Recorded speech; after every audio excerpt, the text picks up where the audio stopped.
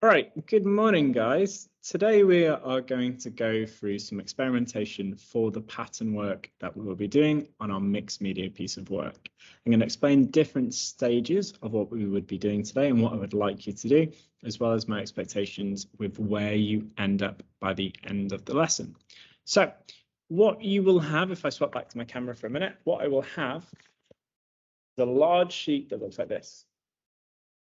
There's a whole host of different things that are going on in here.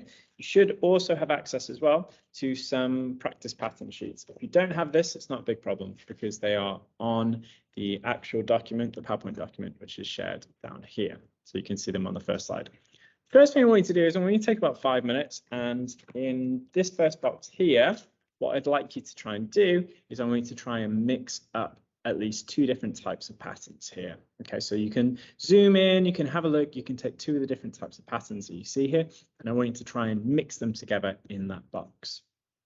The whole aim of today's lesson is to look at learning different ways to mix varying patterns to create an original outcome. So this is a really good first step by mixing patterns together. But after that, we want to look at the extra things we can do. So your first task, spend 5 minutes and try to put 2 different types of patterns together.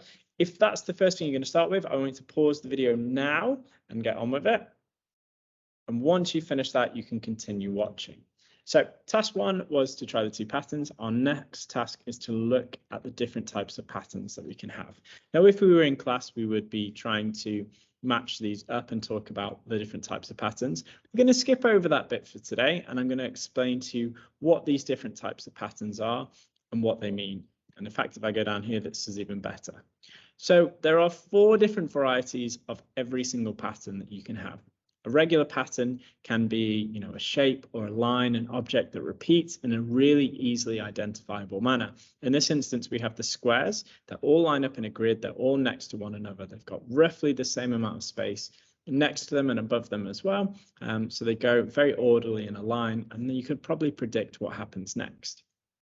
A rotation pattern is a pattern where you take the shape, the line, the object, whatever you're using, and you turn it slightly, you rotate it. So we can tell these squares have been rotated to fit and create a new pattern here.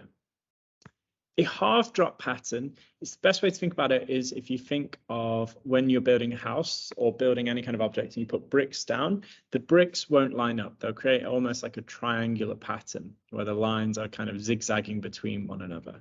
So you would take your object and every other line would just be slightly out of order with the rest to create this kind of zigzaggy pattern between all of the pieces. So that's what's known as a half drop pattern. And finally, we have what's known as an irregular pattern. If I look at my squares, because the squares have been repeated for all the patterns here, what has happened is they're not in that predictable sense anymore. They're not in a nice grid structure. Some of them are big, some of them are small, they've been spread out. So this is what we refer to as an irregular pattern. The next thing for you to do on the top bit up here where it says the starter activity, I want you to copy the 4 of these down. And again, until you've finished with that, that shouldn't take too long. You can pause this video now to get on with the second part of that task. The next thing we're going to talk about is how this piece of work will be graded. Our aim today is to look at trying to vary some of the patterns that we can see in different ways and to try and look at how we can mix them together. The success criteria for this piece of work, and this will be the same success criteria when you apply the pattern to your mixed media piece. Developing, mix at least 2 patterns from the pattern page in one box. We've already done that. You've already achieved the developing if you've done that first task where you had to mix the 2 patterns together. Secure, mix 2 patterns, but you are going to alter one of them. For example, one of them you might make it half drop or irregular, you might rotate it. So there's something different about it. And mastering is mixing at least 2 patterns, altering 2 of them. Let's look at some examples of this. This is my first pattern that I've tried. If I look at the sheets here, I can see I've used this pattern, this diagonal pattern, and the stars. I have altered them in no way. I've just copied them from that example sheet onto this piece here. That would score me a developing because I have mixed two patterns, at least two patterns from the pattern page in one box, but I've not changed them. If I look at this one next, I have changed one of the patterns. I have rotated these lines, so now they go in a different direction. The stars are still very regular, as we can see here, they're repeating one after another, and this one, they're still doing the same, but this moves me up to secure, mix at least two patterns from the pattern box and alter the type of at least one of them. So I've done that, I've rotated this sideways, and that's what I've done there. The final example down here is an example of the mastering. I've stuck with those same two patterns again, but I've altered them in a drastic way. The lines have become irregular because they're not straight anymore, they're wiggly, and the stars are irregular as well, because not only are some of them big and some of them small, they also have copies of themselves inside.